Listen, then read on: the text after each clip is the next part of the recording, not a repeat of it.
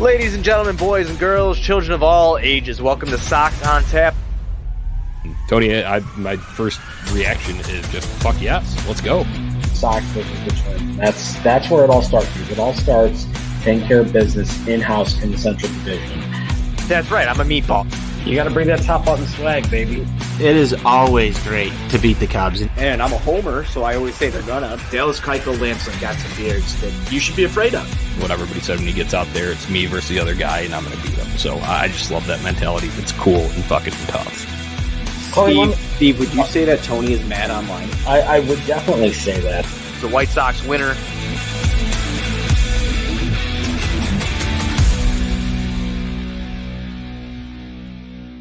Hello, White Sox fans, and welcome to another edition of Sox on Tap.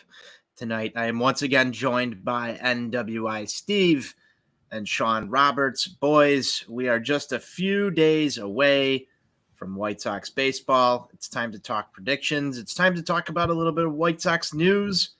Before we do that, be sure you're going to OnTapSportsNet.com for all of your Chicago sports literature and podcasting needs. Be sure you're following us at OnTapSportsNet and head on over to the YouTube. Follow us over there, subscribe to that, and hop in the comments and chat with us during these shows. As our guy Kirk Zappa's here. What up, boys? Sockside Mike 90. Crack 'em, gentlemen. We'll be cracking them. Sean, Steve, how you guys doing? I already opened mine, so. Hey, yo, boys. Sup? Guys, it's good to be back on the microphone. We've been doing these fairly regularly here, getting in a nice little groove. We've set the tone for the season. We're going to keep doing that here on Sox on Tap. I'm going to turn it over to you guys. Initial thoughts on the most recent White Sox signing, that is Johnny Cueto. Sean, I'm going to start with you today. You had some words about Johnny Cueto before we hopped on these airwaves. I'd like you to share them with our listeners. Yeah, I think this is a great move by the White Sox. The best move they could make, honestly. He was the best free agent pitcher out there. If you would have told me 3 years ago that Johnny Cueto would be pitching on the White Sox, I would have told you a liar. But Kenny always gets his man. But this was a desperate need, right? They needed a starting pitcher. They needed something. They needed to replace Lancelin, who hopefully, if all goes well, will be back in June. But love the signing. This reminds me a lot of, and this is what I said before we went live here, but this reminds me a lot of Matty Latos from 2016.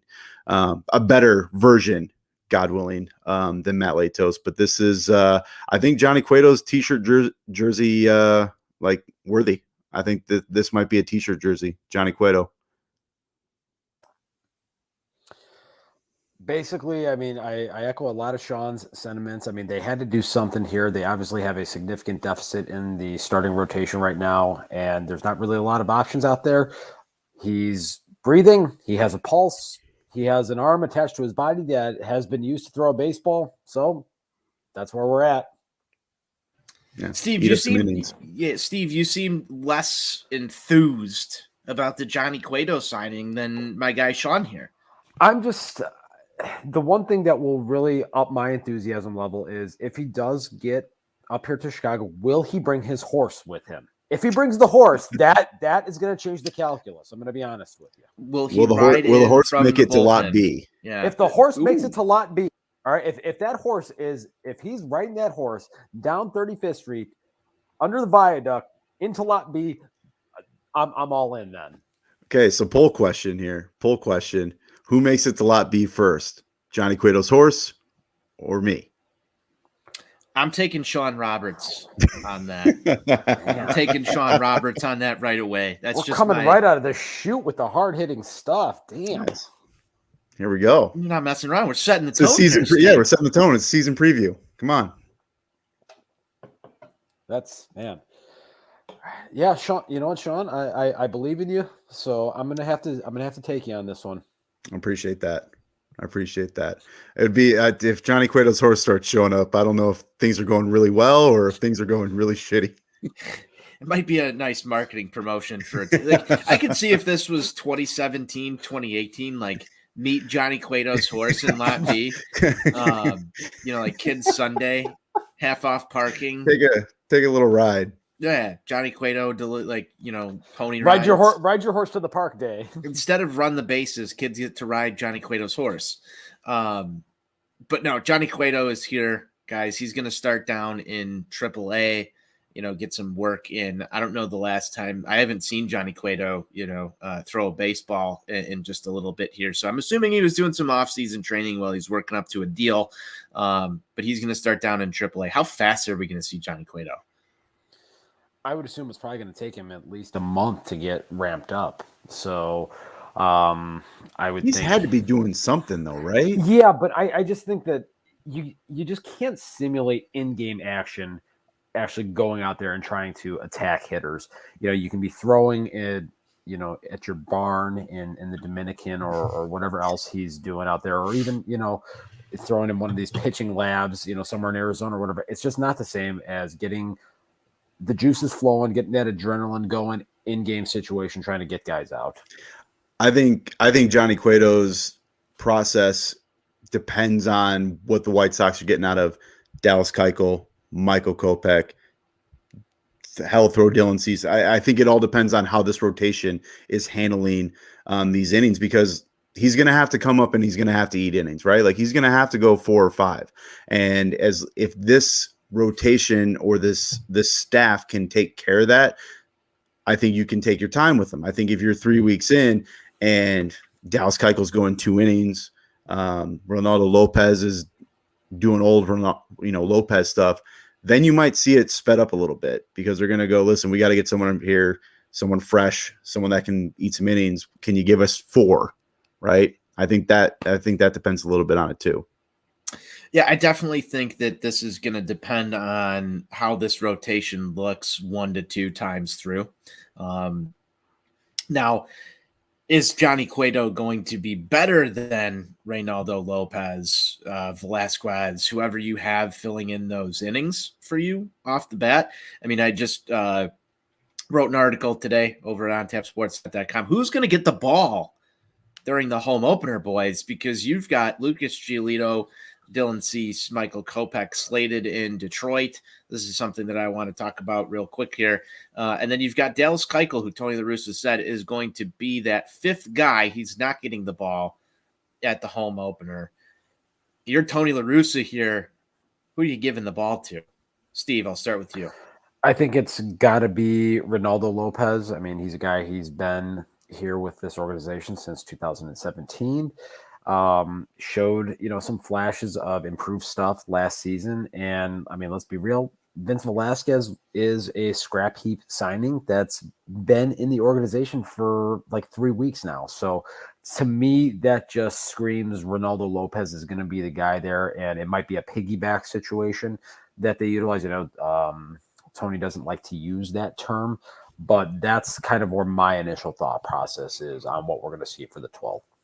Yeah, I agree. I think Lopez is the guy here. I think he deserves it. At least has earned it. I don't think he's. You can't trot Velasquez out there. You can't. Not the home opener, right? Like you're asking for PR issues, right? Because what's going to happen? He's going to go out there first 2 innings. You guys are all going to be liquored up, having a good time, and he's going to give up. He's going to give up 3 bombs, and next thing you know, he's getting booed off the mound in 2 innings, and everyone's losing their goddamn mind. So go at Lopez. Hopefully, he can. He showed flashes of it last year, right? Like he's done it before. He's done it in previous seasons. This is a guy you throw him out there for the home opener, right? You get 4 innings out of him. That's a win. Maybe more. Who knows? Keuchel's that's a roll of the dice.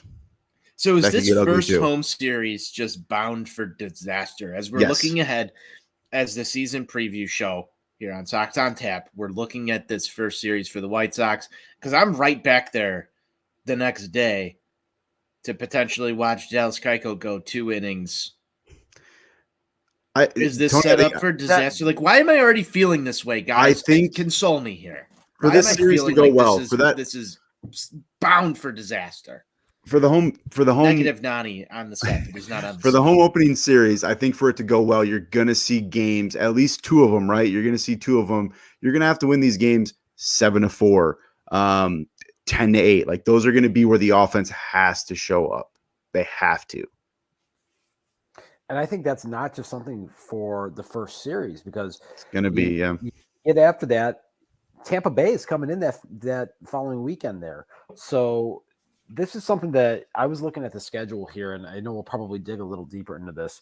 The schedule through the first 3 months of the season for this team is pretty brutal, if we're being totally honest. I mean, there's a stretch from April 29th through June 22nd where they have a 45-game stretch where 33 of those games are against teams that have legitimate postseason aspirations. You got 4 with the Angels, 6 with the Ginger Sox, 7 with the Yankees, 7 with the Blue Jays, 3 with Tampa, 3 with the Dodgers, and 3 with the Astros. That's basically that's an October gauntlet right there. So, and you're doing that without Lance Lynn, and you're doing this with a shortened starting rotation. And this is probably the biggest concern that I have going into this season right now, especially just coming right out of the chute here, knowing that the starters are not ramped up because of the shortened spring training. And you put doing a terrible job talking me down right now. You put that, listen, Anthony, I'm trying to be realistic about this here. You look at that schedule right there. I mean, this is not going to be an easy road to get things started here. No, and I'm gonna be honest with you. Seattle's going to be a good team. I got Seattle going to the playoffs this year. And don't sleep on the opening series. Yeah. No. And that's where I think, from the perspective of you've got your first 3 games are divisional games. It makes sense to me that you're throwing these 3 guys, but I feel so uncomfortable with this rotation just, a couple of days away from the season starting. You saw Michael Kopech go out there today and struggle through that brutal inning. I know he came back out and made things happen, but he had comments about, the plan was to have me ready to go 4-5. I'm cruising now. I can see them letting me go, but, that might be a stretch. And you're just sitting here thinking to yourself, who's picking this up in the bullpen? Jordan Miller, shout out 2014 8th rounder Tanner Banks making the team. Like, who's going to be eating these innings, guys? Because you are absolutely reliant right now on Dylan Cease and Lucas Giolito to go 7-8 innings in those first 2 starts. This is going to be important right off the bat. It's when you don't bulletproof your team, right? And what's the meme that goes around? It's Kenny Williams, like White Sox plan is basically stay healthy. Basically stay healthy. And when that doesn't happen, especially when it comes to pitching, you're asking for problems, and you're asking for. We're sitting here talking about, yes, Dylan Cease is my X factor of the 2022 season, but now we're talking about Dylan Cease as homie better shove or we're in some big shit. We are right there right now. And I think that the Lance Lynn injury is, in my opinion, somewhat more impactful than where we were sitting here a year ago when Eloy Jimenez suffered his injury. Because let's talk realistically about the timelines on this thing, guys. 4 weeks before he's back on the mound throwing again. Then he's going to need to ramp up. This is also a guy, and I'm not going to try and shove this back down because we all thought it was cool and tough a couple weeks ago when he said, I just show up to spring training. I'm not a weight room guy. I'm not doing that type of stuff. But you got to imagine there's going to be some physical therapy behind this. There's going to be working yourself back up. Steve, you're an expert in this field. This doesn't bode well for like the kind of guy that you're going to say he's going to come out of this and bounce back the same way from the same surgery that Yasmani Grandal, bounced back from as quickly. There's some concerns here for me. Like, I'm very concerned about this and what it means for the White Sox starting rotation. I don't think Johnny Cueto is solving it. Might go a little bit of way to help it, but that's a Band-Aid right now for something that, I think that starting pitching is a little bit more exposed in terms of being a problem area now than it was when we were here a year ago saying, oh, well, Andrew Vaughn, a major league ready at bat, is going to take over for Eloy Jimenez, who was a major league ready at bat as well. So I'm concerned. I think it's really interesting the dichotomy between this season versus last season. And Anthony, what you're talking about there with Eloy going down, and then we saw it through the first month of the season, obviously, then with Luis Robert going down, and then Nicky the Midget going down eventually. And the pitching really carried that team through the first half of the season, especially Carlos Rodon. That was a guy, I mean, he stepped it up and he showed why he was a number 3 overall pick, and he rode that ultimately to being an all-star selection for the first time in his career. Now you look at this team here in 2022, the offense is really going to have to carry the load here for, I would say, at least the first 2 months of the season. And this is where, going and getting AJ Pollock is going to be very helpful and lengthening that lineup. And personally, on the positional side, this is where I think Yoan Moncada, a guy who is the most polarizing figure within the realm of White Sox Twitter, is going to be of paramount importance to this team. If he can go back to being somewhat close to the guy that we saw in 2019, that was not only getting on base, but actually hitting the baseball with authority and hitting the ball out of the ballpark, that is just going to provide additional length to this lineup and make this team overall that much more dangerous offensively. Because if then you have AJ Pollock hitting 7th, and then you've got a combination of Andrew Vaughn and Gavin Sheets in the 8th spot, Josh Harrison hitting 9th, I mean, that's a fully operational Death Star right there that can do some things offensively. And they're going to have to, because the pitching staff here, I have real concerns that this bullpen is going to be worn out very early on in the season, because the starters are not going to be giving them enough length here. So that's just I'm with you, Steve. It's going to be, your offense is going to have to carry at least for the first few months of the season. Like, it's going to have to. And I keep looking at this, but Dylan Cease can no longer afford to have his 3 innings, 120 pitches. Like, you can't do it anymore. Like, now is the time. Like, if you're going to make the jump, this has to be the year. And now, especially with the Lance Lynn injury, you got to eat up some innings, man. Or Lucas Giolito is going to already feel like he's got the weight all on his shoulders with this pitching staff. Well, you just talked about this, Sean, too, on our last show. Can Lucas Giolito afford to get into a mood on the mound? No, not this. What's the margin for error here with your first 2? Because what I want to avoid is these long losing streaks. If you've got question marks on the pitching and the offense goes cold, we've seen this White Sox offense go streaky before. We watched it last year, where there were just games where, oh man, 10 runs by the 3rd, 4th inning felt automatic. Mm-hmm. And then there were games where it's like you're sitting there in the 6th, 7th inning watching a 2.5-hour ball game thus far, and you've maybe accumulated 2 hits. And I've watched this spring training game a couple times already this year. And as Steve says, spring training matters. What's the level of tolerance for Lucas Giolito to give up 4 runs in the 2nd inning of a ball game? He's going to have to wear it. Right. And this is like, I'm telling you, man, this is where, when you have an off season that you don't, this starting rotation was thin margin, right? Was thin margin. And that was before the Lance Lynn stuff. Your backup plan, or I don't want to necessarily say it was a backup plan, but what could have been a backup plan for something like this, Garrett Crochet, now he's out of the fold, right? So now you're out of your number 3 or your number 2 starter. You're out of what could have been a long reliever or someone that can come in and spot start here and there, right? You've already taken that role, put him in the rotation. He goes out, and how many innings did he throw today, right? Like, this rotation's in big trouble. And then you're forced to make a move, going out signing Johnny Cueto. Not against the move, needed to happen, but this is what happens when you don't address certain needs that should have happened a month or weeks ago. So this is the season prediction show, guys. Let's spin this in a positive realm. Which one of these guys is going to step up and be the savior until Lance Lynn comes back? There's a couple of candidates. I'll ride with my X Factor, Dylan Cease. He's my X Factor of the year. Like, if Dylan Cease doesn't ball out this year or close to it, we're in big trouble.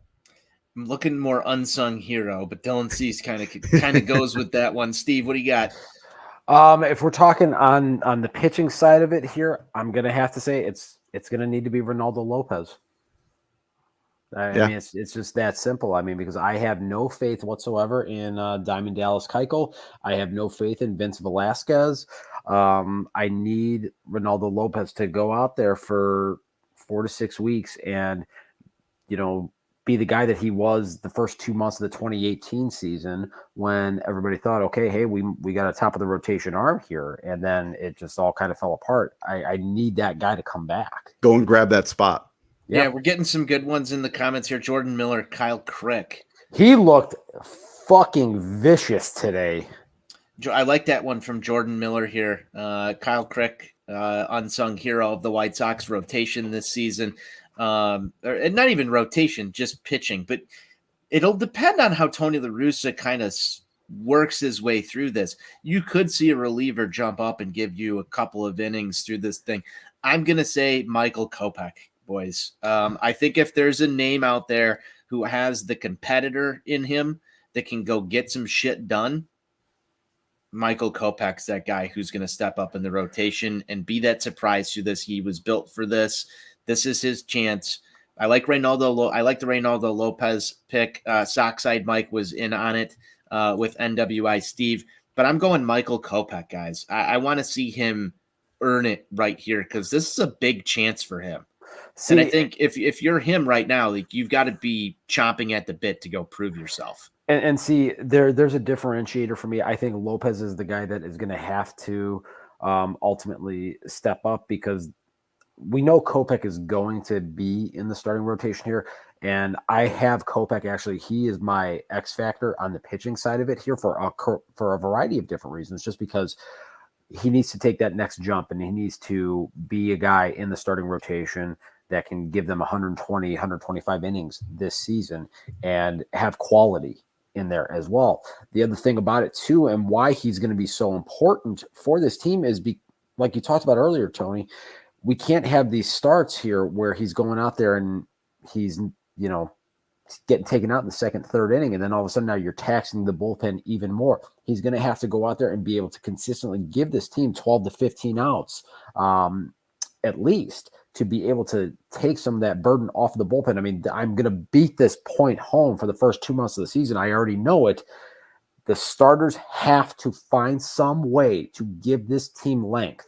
If they don't, this thing could go off the rails real fucking quick. Agree with Steve. I do as well. Guys, this rotation, we talked about it a little bit, feels not as stable as it did just a few weeks ago. I don't want to sit here and give all of this negative attention to because I know we're all uneasy about it. I know people out there listening to this are uneasy about it as well. But I will say, if things go right with it, if you get a couple of good starts out of Lucas Giolito here where he's going 7-8, and we know he can, if you get what Sean's expecting out of Dylan Cease, if you get what Steve is expecting out of Michael Kopech, if a guy like Kyle Crick comes along and really shores up that bullpen. And has the Cliff Polite season. There it is. There's this White Sox pitching staff is still up there with the best of them. I think where we're at right now is we know how fast things can go wrong, and we're used to that. So that's where we're coming from when we go down doom and gloom road. We're so beaten down. Because we've just been beaten down before. This team still has the best shot, I think, of any team in the AL Central to go win it, and they're going to have to weather the storm here. The problem with this is it's kind of uncomfortable going into the beginning of the season knowing that you're going to have to weather the storm a little bit before you can get to the good times. And you're not just weathering the storm, Tone. You're weathering the storm against the best that baseball has to offer. Well, and I think from that standpoint, Sean, you get a little bit of a measuring stick for this White Sox team. And I think adversity is going to be good for them in the long run. I don't know how you guys feel about this, but I want there to be a little bit of adversity to start this year from the standpoint of, I don't want it to be too damn easy in the same sense that it was last year, because they even kind of went down that road in terms of blaming that for some of their failures. So make it hard. Let's see what it is when it's hard. I want them to go through those battles. That's what the playoffs are going to be like. I want them to be uncomfortable. We're going to see some adversity. That's for damn sure. And I mean, we keep harping on the pitching staff, but this pitching staff's going to go through some shit, and it's not going to be pretty at times, but it could just weather the storm, right? Like, I'm with you, Tony. It is weather the storm. You're doing it against the best in baseball. That's what you want, right? You want the competition. You want the adversity.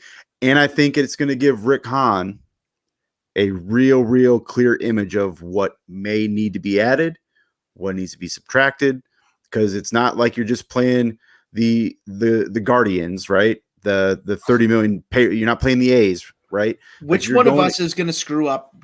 I got to stop you, Sean. Which one of us is going to screw up? It's going to be me first. Hey, I almost just did it there. I stopped myself against the Guardians. Which one of us is going to call them the Indians first? I think the chime in if you're in the crowd here. We'll probably do some sort of prop. Everybody knows it's going to be me. Everybody knows that there's few things in this world I love more than shitting on the Cleveland baseball franchise. I mean, it injects life into me. Did you guys see the spring training complex photo where they just replaced they didn't even take the Indians fully off there. They just removed one letter and put guard in front of it. Yeah. Fucking pathetic. Yeah. What a pathetic franchise. I despise everything about Cleveland. Oh God. If we want to go on it, just the rest of the show, we just rip the city of Cleveland. I'm all in. Sean, I'll give you the floor here for 30 seconds to just talk about Cleveland and your feelings about it. And then it's what a scumbag city. What a piece of shit town. Like, and the sad thing is I've never even been there, and this is what I think of it. Like, and it will never change.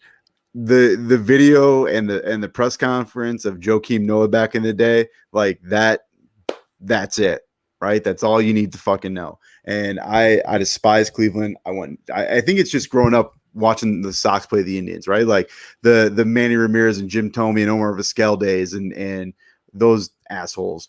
But I hated them. I despise White Sox legend Jim Thome. Come on, Anthony. Sure. We haven't even made it to the Todd Frazier segment of this. Come on today. Pour one out. You gotta. Respect, Todd Frazier. God bless. R.I.P. Yeah, I despise Cleveland. I hate them. And don't get me wrong. I had to stop myself before I said Guardians. There, I'm like, wait, they're not the. I almost said Indians right off there, but I'm like, I'm trying to make good impressions here. Act like that I kind of know what I'm talking about a little bit, but yeah, no, Guardians. Screw them. Fly away, whatever they are. Steve, did he do it proper justice? It wasn't bad. It wasn't quite my rant. The night that I was in the hotel room in downtown Cleveland, the night the Sox clinched the division, and then I, took a gander across the street at, was it 10 o'clock at night at that point, and the place was dead. There was literally not a soul, and I had to just meander my way up and down, the streets of downtown Cleveland looking for an establishment to drink and to celebrate.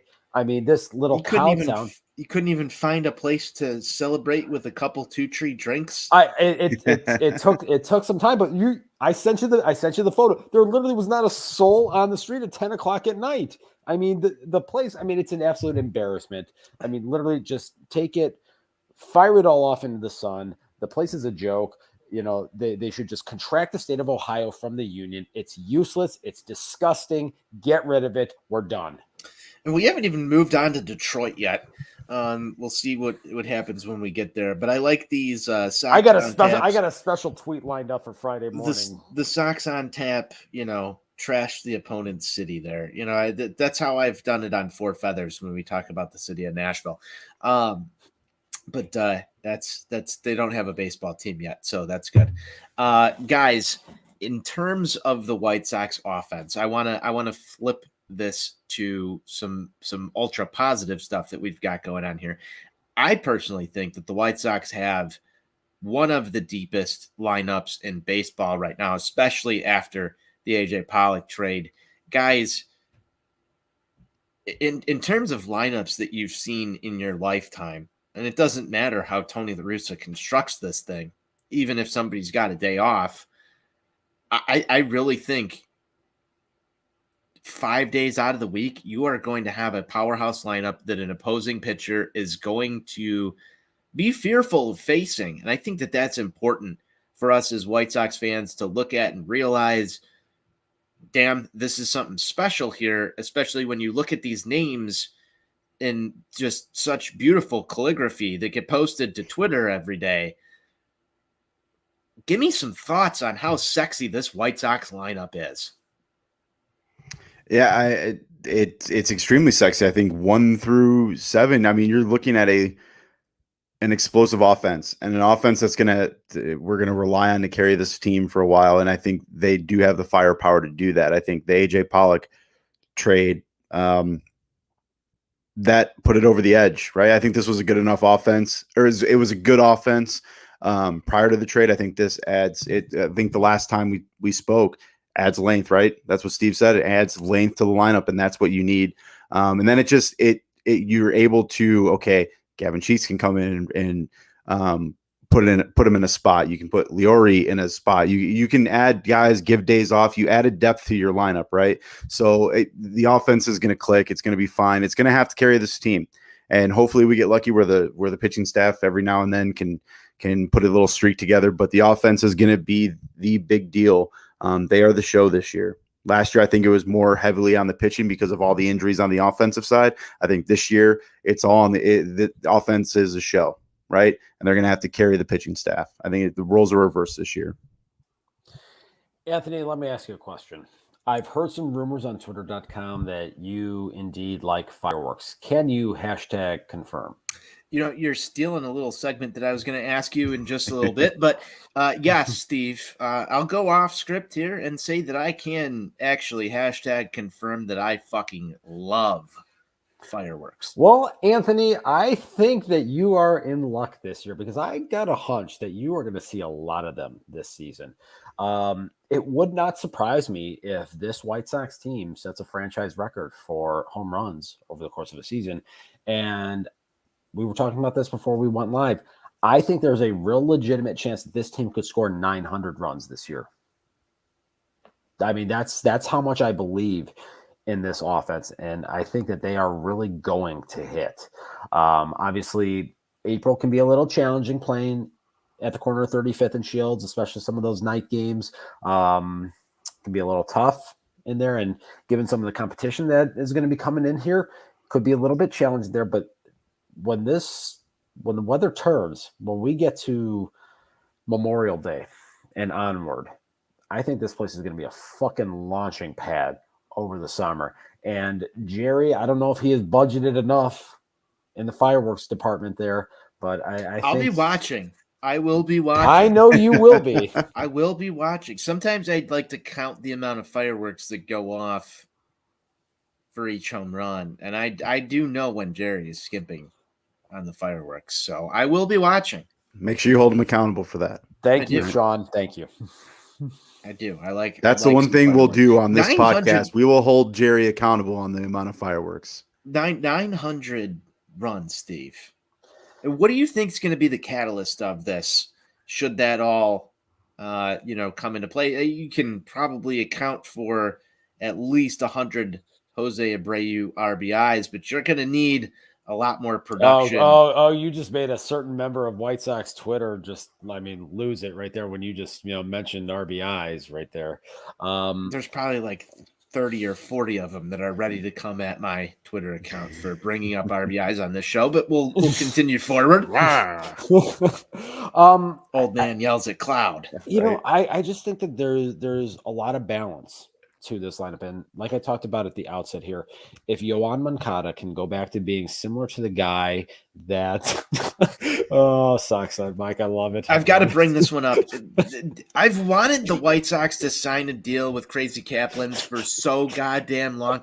Could you just imagine every single time the White Sox hit a home run, Crazy Kaplan coming on the big screen in center field, just going crazy? That would be fantastic. I don't know why they haven't worked that out. Something about Illinois fireworks laws. Marketing 101. Yeah. That's just terrible right there.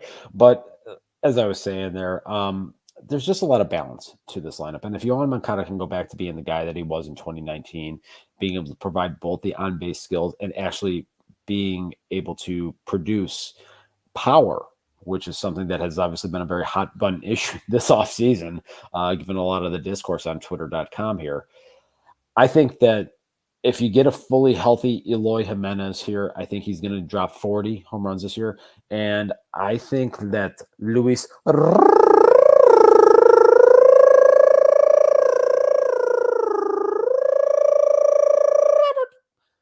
is going to drop 35 to 40 if he plays 150 games and finish top 3 MVP.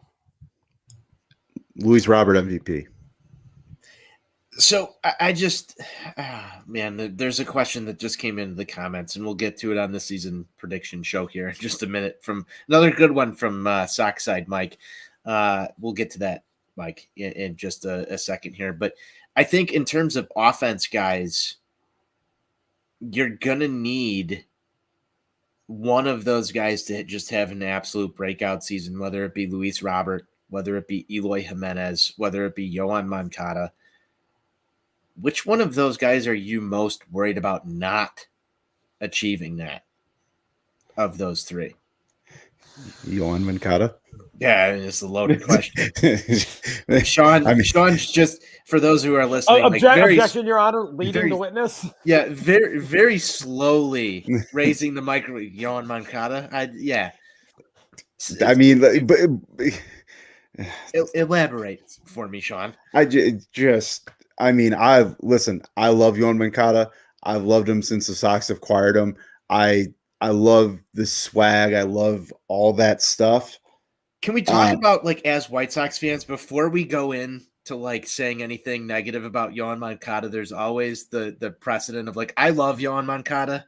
I think he's awesome. Yes. So calm down. I don't hate Yohan Moncada. And then we go into, like, I'm really worried about this guy performing at the level that he needs to perform at. I'm not worried about him from a defensive standpoint. Yeah, I'm not worried about him from a defensive standpoint. I'm not worried about him from a swag-o-meter. The dude is what I think more guys should do in the sport of baseball. Having said that, and I don't know if it's I just expected, and I expect a little more, right? And I don't know if it's because of who he was traded for.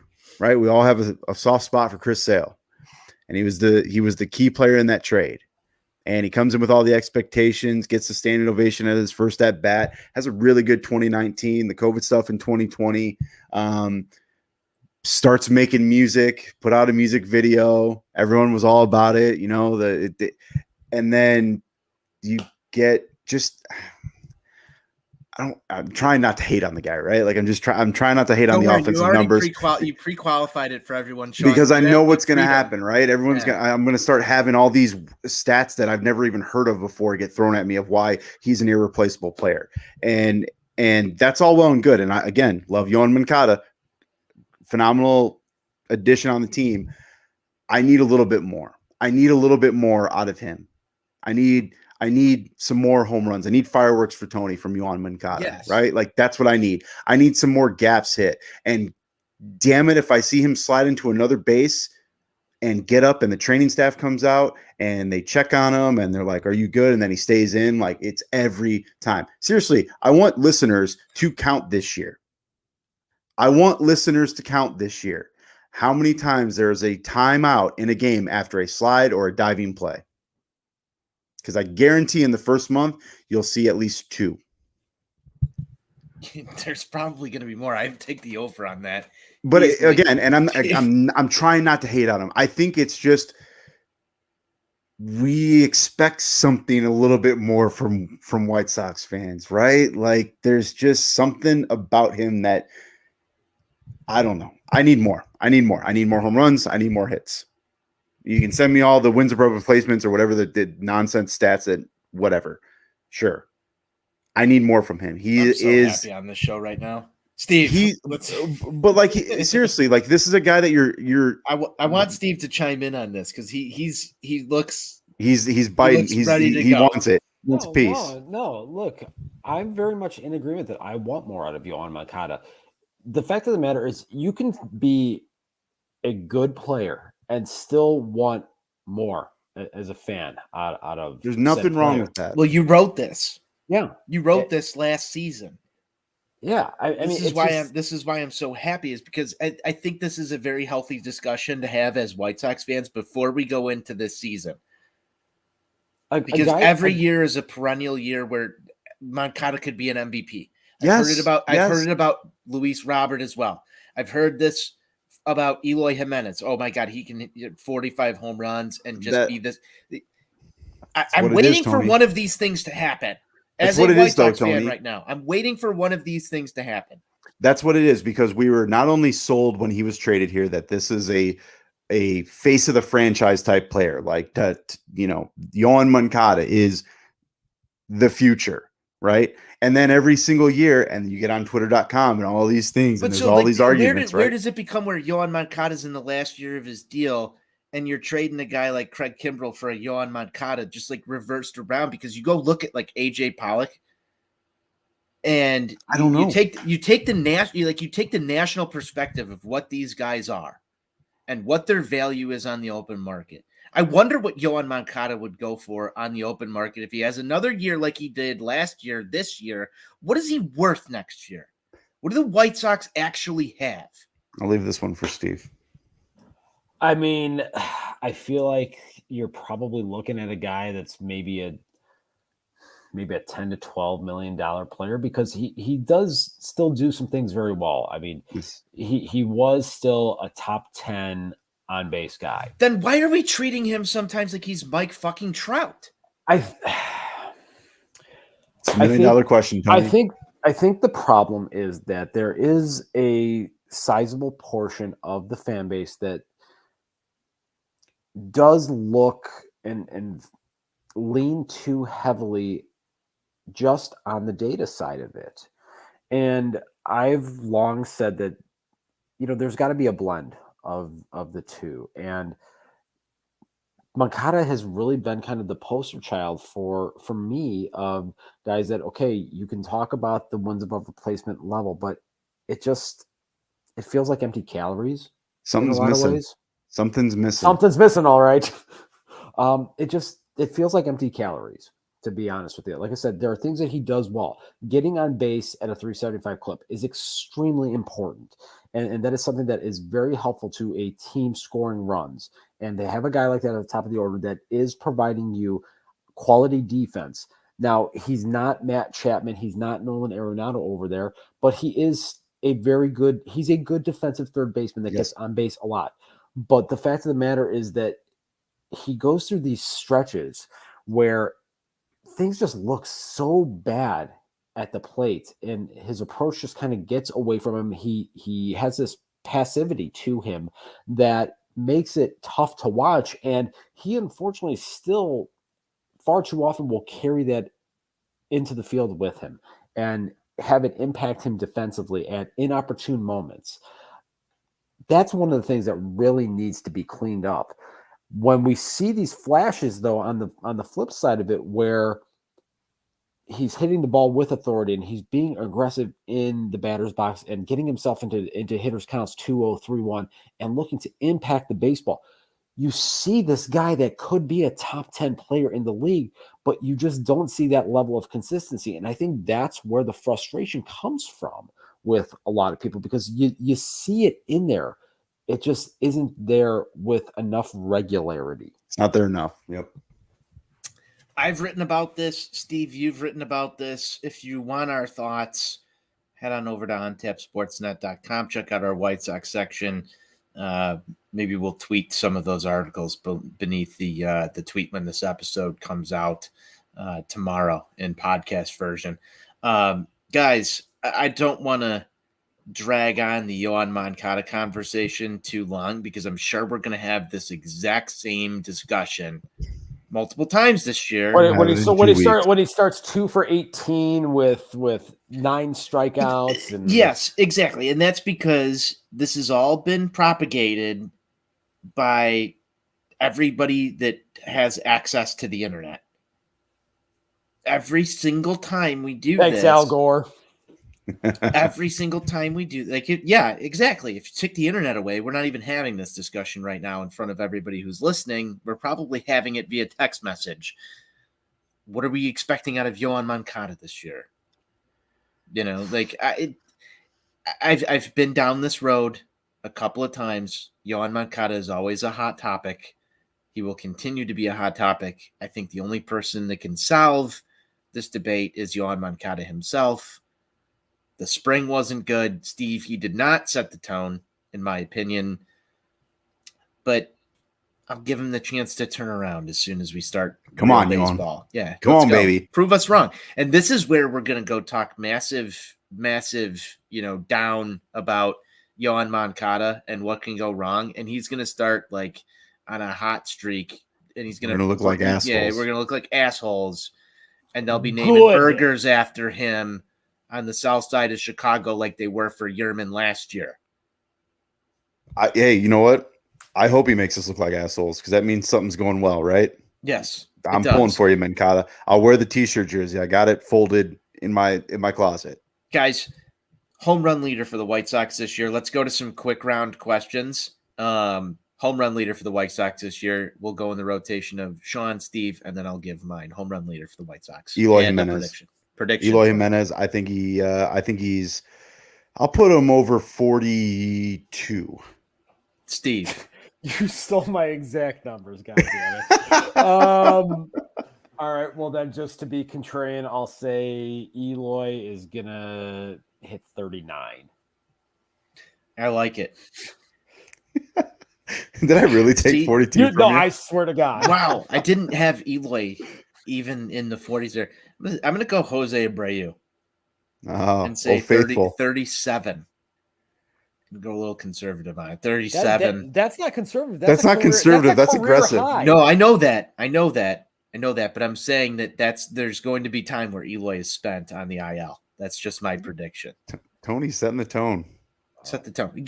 You want me to roll out Gavin Sheets at 39 home runs? Because I'll do it. I don't know where he's getting that enough of exactly. Those at bats, especially after the trade. Yeah. Especially after the trade. Steals leader for the White Sox this year. Luis Robert. I'm gonna say TA. TA. I'm going TA as well for steals leader. Pitching wins. Oh boy. For the White Sox.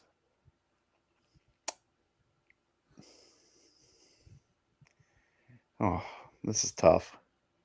Fuck it. Give me Dylan Cease. Dylan Cease. Steve, who you got? Wow. Pitching wins. This is a hard one to predict. This is a hard one, and this is a stat that I absolutely hate. Exactly. Just say Liam Hendricks. Come on. That's honestly where I'm going. Honestly, I think they're going to win several games. The first, but you don't think one of the starters is going to wind up with like 12? Like, where's Liam Hendricks piling up the wins? He's blowing saves. Because no. What What I think is going to happen is the first 6 weeks of the season, he's going to pitch in games where they are either tied or down by 1 in the 9th inning, more so tied, and then they're going to walk shit off. Fireworks for Tone. Fireworks for me. I love it. I'll go Lucas Giolito. I just think he's going to go deep enough into ball games and just. How many are you thinking for Lucas? 14 plus. 14. Okay. 14 plus. I think, overall, you're going to get those mixtures in there where Steve, is right about Liam Hendricks, where you're going to see a lot of bullpen guys get the win credit for some of this stuff, especially early on in the year. One could make the argument that Lance Lynn was going to go 5 innings and cruise through some of this stuff. So I would have probably had a different prediction had this been a little bit different. But I think 14-16 for Lucas Giolito this year. None of us wanted to go with Joe Kelly with like 15 or something like that, some weird shit. Some weird shit does happen in baseball. But I don't think Joe Kelly's going to. I think he's going to start on the IL, guys. Yeah. Isn't he? Yep. Yeah. Joe Kelly on the IL. That's going to be interesting to see how he fits in and molds in with this White Sox team as we head on into the later stretches of the year. Guys, RBI leader for the White Sox. Jose Abreu. Jose Abreu. Yeah, that's yeah. I'm going to roll with Eloy Jimenez. If you guys, I'm just going to go on the back end. If you guys think Eloy's going to hit that many home runs, I think Eloy Jimenez showed a lot of gap power in spring. I think it's going to be a full healthy season. If we do get a full healthy season from him, he's going to drive in a lot more. It's just going to depend on where they wind up in the batting order. Luis Robert, center field. How many bombs are you guys predicting for Luis Robert this year, Sean? 33. 34. I'm gonna go 29. You were absolutely killing me tonight, Sean. I swear to God, man. I'm gonna always rotate the predictions with Sean going in front of Steve because I could just tell. It's each and every one of these. We did not talk about this, by the way, prior. No, there's not even a rundown for the show. If Johnny was here, we'd probably have a rundown on this. So I'm just you could go as far, Anthony, to say that right now I'm getting borderline mad online. He's getting mad. The mad online meter.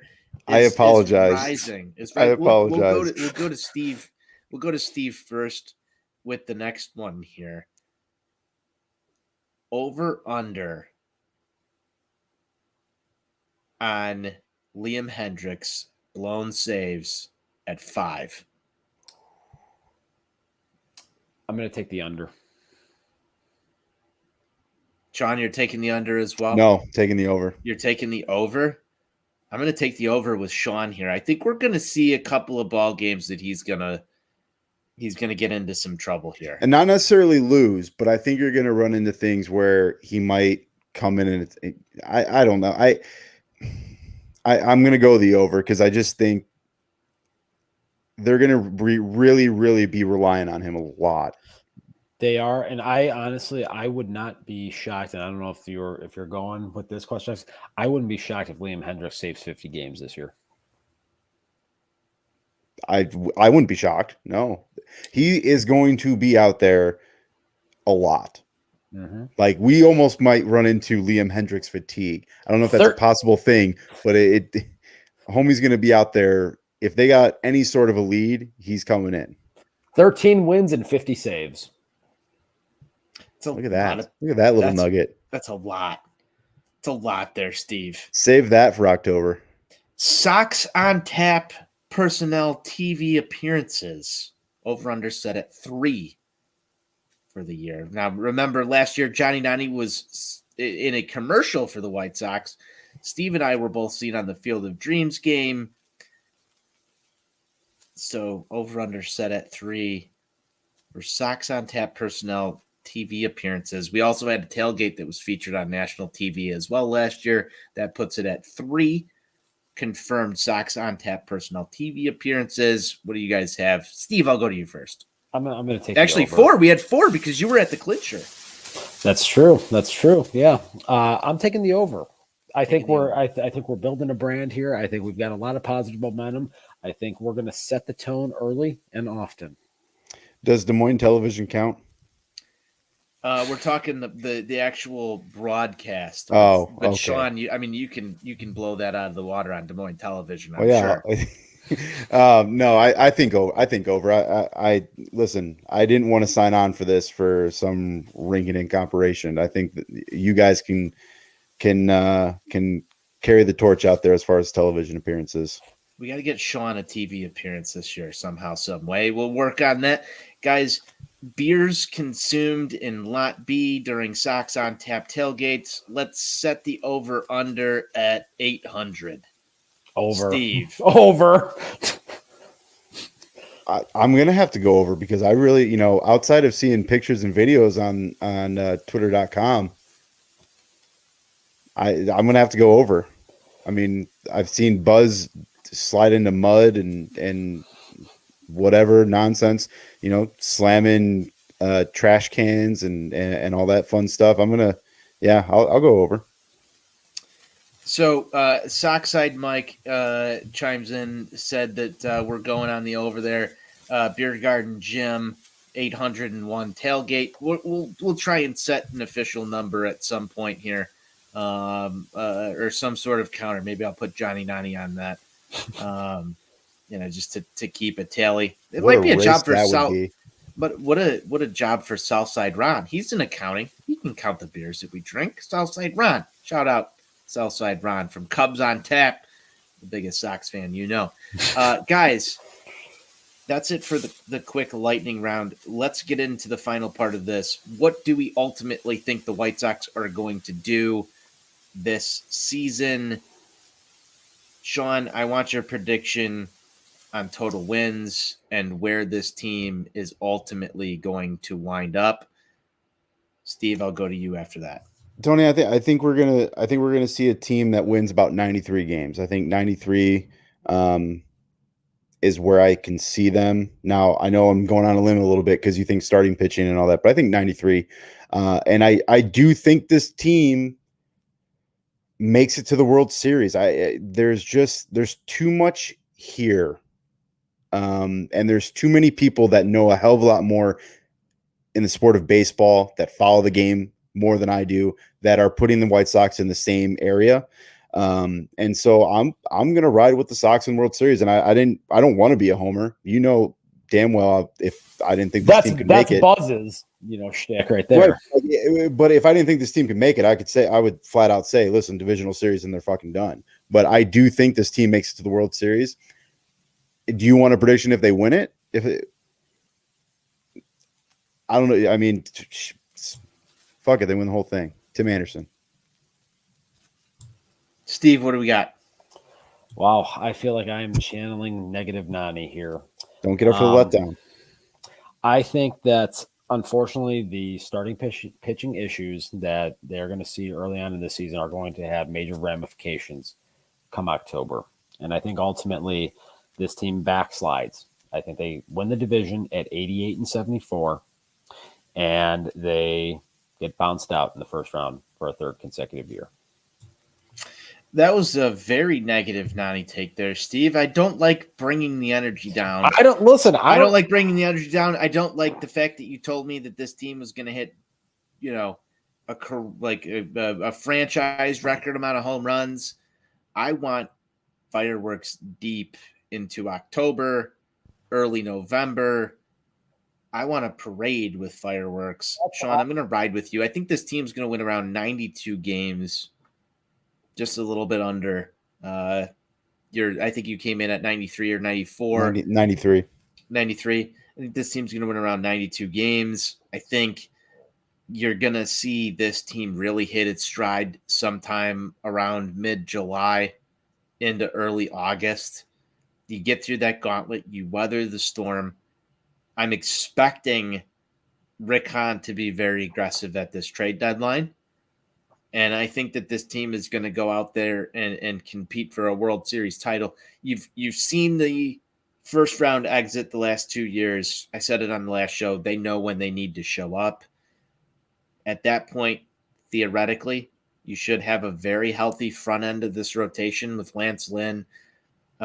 Michael Kopech is probably that X Factor guy that we talked about earlier, who's going to be Mr. October for the White Sox, along with Dylan Cease. I think you're going to be seeing those guys in the highlights and the features that you see during the postseason all the time, telling the story of where these guys came from and how the Sox built this rotation. You're going to have, national broadcasters talking about the Eloy Jimenez trade. You're going to have them talking about the Chris Sale trade. I think it's going to be the opportunity for the White Sox to be on that national stage and showcase this rebuild. Do they come up ultimately successful? I'm a little shaky on this one. I think that they're going to make the World Series. I, however, would have to say my official prediction would be that they don't win it. Although I want them to. I think they make the World Series and come up just a little bit short, leaving us very angry on Sox on Tap in October. Go fucking prove me wrong, White Sox. That's my ask. I'm with you. Let me ask you boys this. Will Johnny Cueto be on the team come October? Steve? No. No, I don't think Johnny Cueto is on the team come October. It'll be interesting to see if Dallas Keuchel is on the team come October as well. This is the one thing that I'm really interested in. Dallas Keuchel DFA date over under June 15th.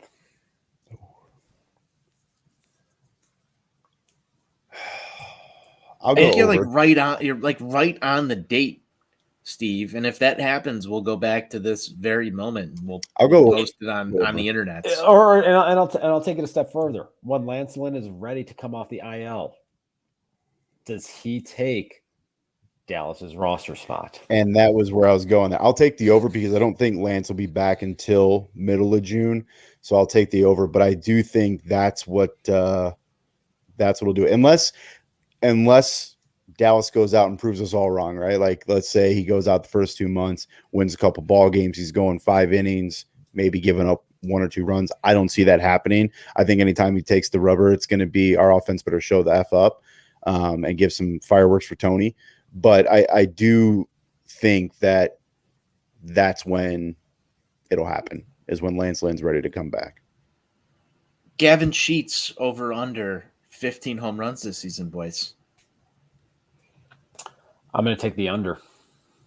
I'm sorry, Anthony. I know this is going to disappoint you as a proud papa, but I'm struggling to see where the plate appearances are going to come from. John. I'm gonna go the under here. I see him getting about 12 or 13, maybe a little less. Okay.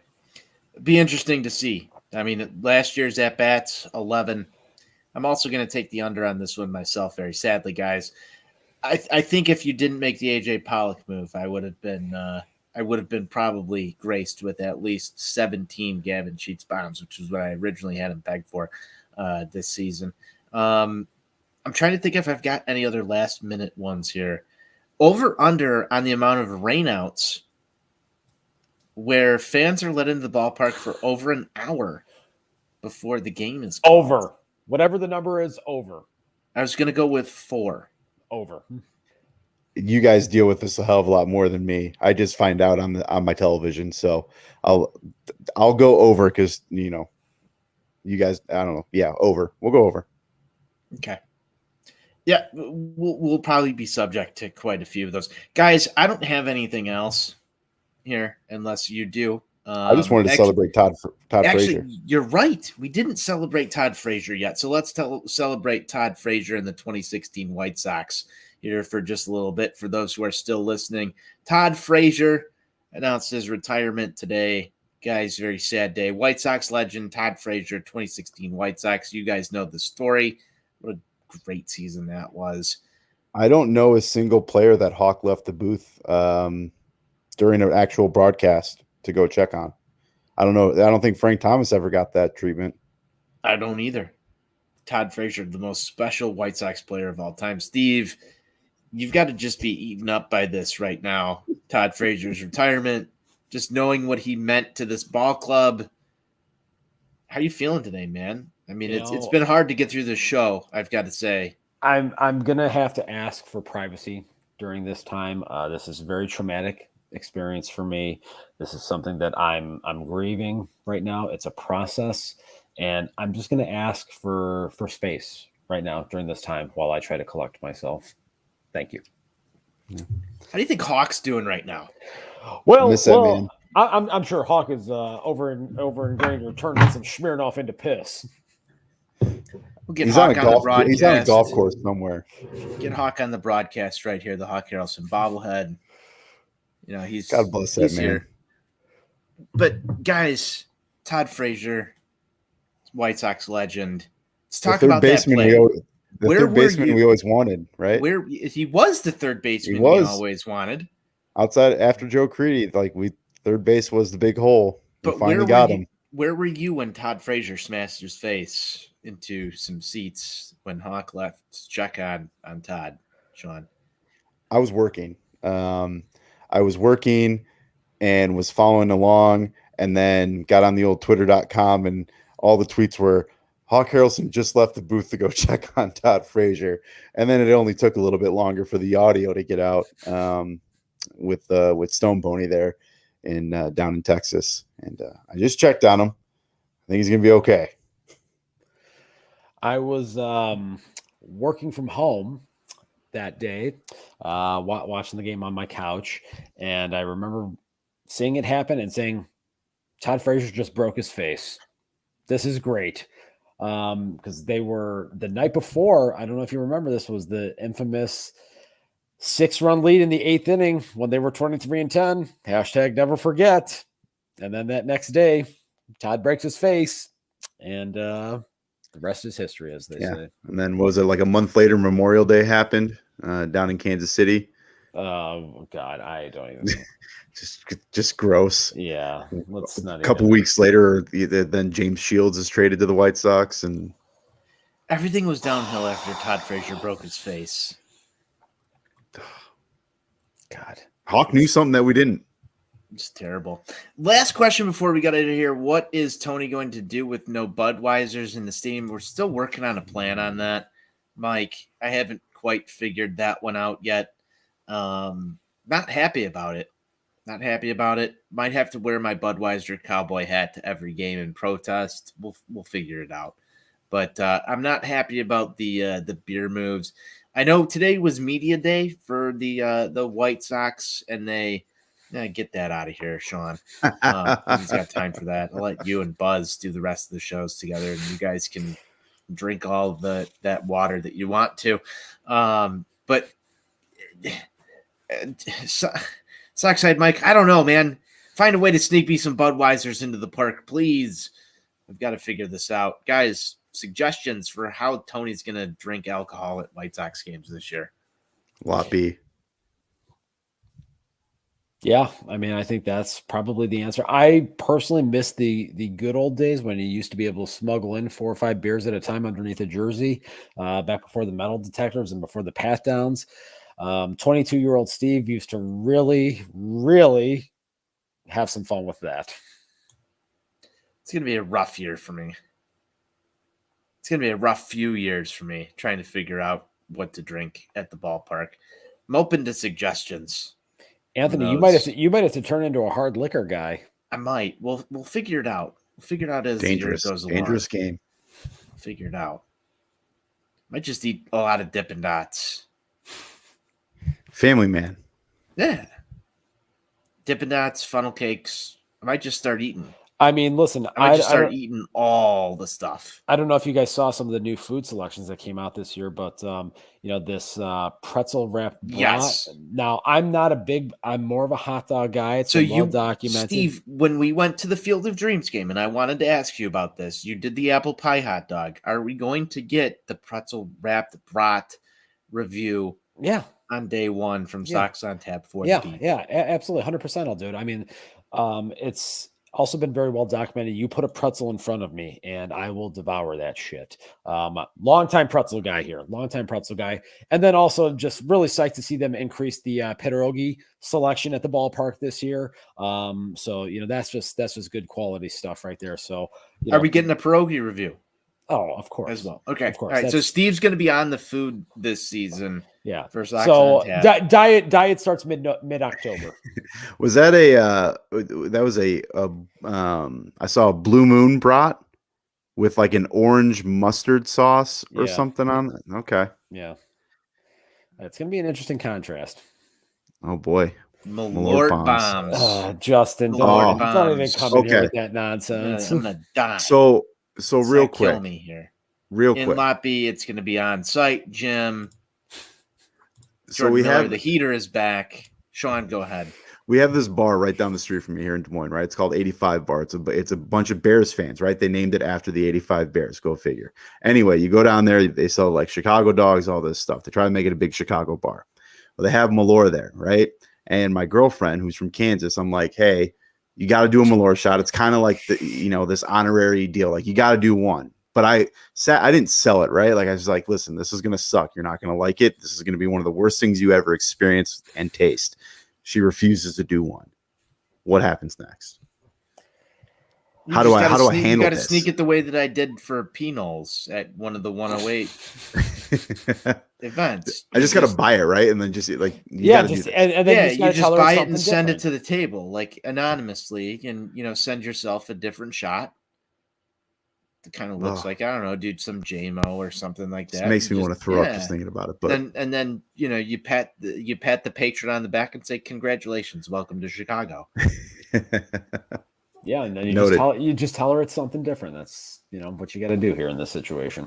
Yeah.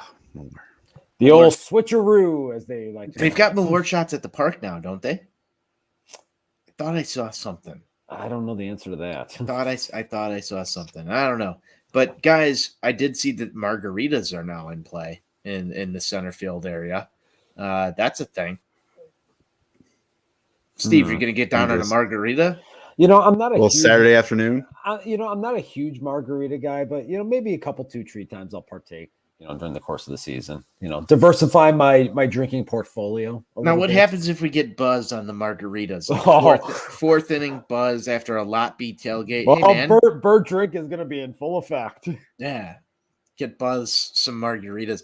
We'll probably run some stuff from the Sox on Tap account this year. Alcohol suggestions for Buzz and Steve. Right? What do you think, Sean? I like it. Instead of try this food or whatever that case is, try a new alcoholic beverage. Nothing wrong with that.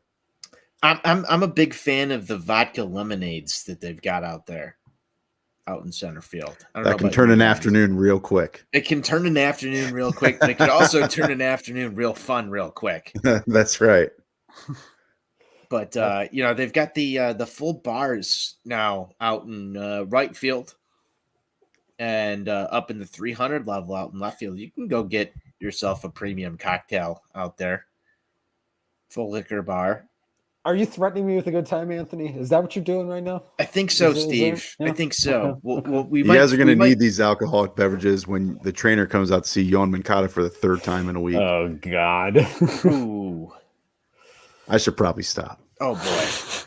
And with that, we derailed.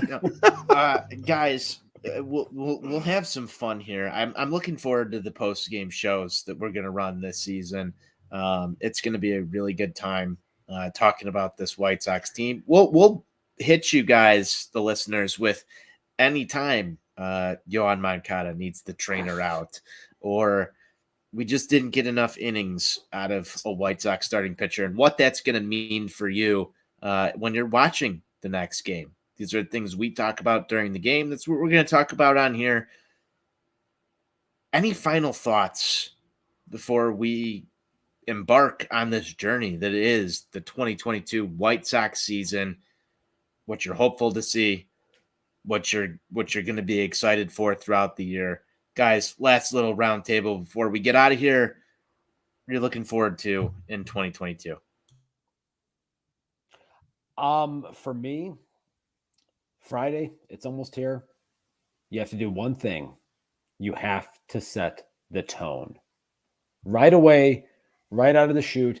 The only thing that stinks is because if he were in the lineup, I would say Timmy was going to fucking nuke the first pitch of the game off of Eduardo Rodriguez. But since he's not, that's going to have to wait for Sunday because, as we all know, Timmy doesn't care about Tigers fans. And I happen to agree with him in that. God bless Tim Anderson. Let's go. Let's get this thing started early. Let's kick the Tigers in the fucking nuts and set this tone right out of the chute. All that right there. No, just listen, it's go time now. It's no more fucking around. Let's get it going. And I love the White Sox with all my heart. So as soon as opening day happens, man, life changes real quick for the next how many months, and hopefully it goes all the way to November. So let's get it going and set the damn tone. I think if they don't come out and say set the tone, it's their official campaign slogan. I think we're just going to make it ours here. I think we already have. I want this team to go far. I want this team to win the World Series. I'm tired of getting knocked out in the first round. I think you guys are too. I just want a season that's as memorable, if not more, than last year's. And last year's was a great season, guys. We had some awesome memories from that team. The Field of Dreams game, the Timmy walk-off. You had no hitters involved in there. There was a lot of excitement. It was awesome getting to break it down almost on a nightly basis on this show, talking about this team. I want a lot more fun this year. I want a lot more fireworks. I want a lot more funnel cake. I want a lot more lot B good times. I am ecstatic. This is going to be Christmas Day for me on Friday morning. Let's go. Let's have a season, guys, and let's enjoy every single waking moment of it. There's going to be the pain points. We're going to get on here. We're going to bitch about the things we don't like. We're going to celebrate with victory beers the things that we do. I'm ready to roll, guys. Let's fucking go. I'm ready. Let's talk through it. You said it, Anthony. Yeah, that's it. Mic drop. We're out of here. Be sure you're going to ontapsportsnet.com for all of your Chicago White Sox news, rumors, analysis, updates from all of us here at the Sox on Tap crew and a couple other guys who help contribute to our White Sox coverage. Shout out to our new contributors, Aaron Fitzpatrick, Sox Insane, and a couple of the other guys that are over there. Pat Kaminsky does some White Sox news. Our guy Buzz on Tap, Johnny Nani. Both those guys couldn't join us tonight, but you'll hear them throughout the season. Andrew Kinsler, Billy Reffeld, and a whole lot more who contribute to the On Tap Sportsnet White Sox staff, guys. It's going to be a fun year of White Sox coverage. We're going to have all that and more. Join us in Lot B on opening day. We're going to be there. There's going to be Jello shots. Steve is going to be there crushing like 800 beers, probably Stone Cold Steve Austin, some stuff. You might see Buzz like dive through some mud. It's a good time. Sean, I wish you were coming. Wish.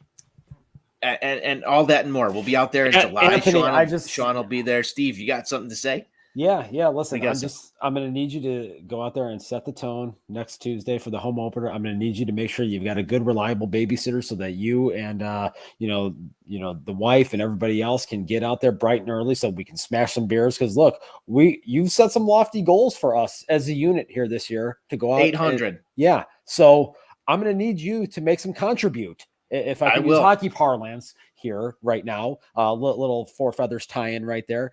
I'm going to need you to make some contribute to that. And the only way you can do that is by setting the tone on the home opener Tuesday. You guys got 1 week. You got 1 week right now to get yourselves mentally and physically prepared. Because when you step in that lot Tuesday at 8 a.m. Steve, you got me cracking another beer right now. It is go time. Let's get this done.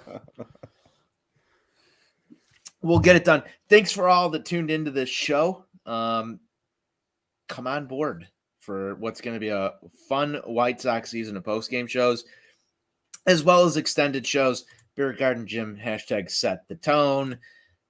Guys, White Sox forever. White Sox Go Sox. 4.